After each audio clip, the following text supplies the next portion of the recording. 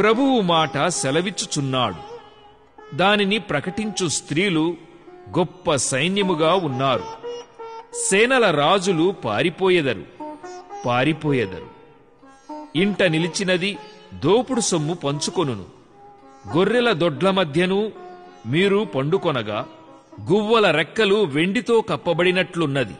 వాటి ఈకల రెక్కలు పచ్చని బంగారుతో కప్పబడినట్టున్నది.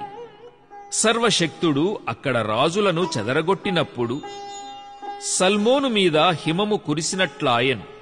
బాషాను పర్వతము దేవపర్వతము, బాషాను పర్వతము శిఖరములు గల పర్వతము. శిఖరములు గల పర్వతములారా, దేవుడు నివాసముగా కోరుకొన్న కొండను మీరేల ఓరచూపులు చూచుచున్నారు? యెహోవా నిత్యము అందులోనే నివసించును. దేవుని రథములు సహస్రములు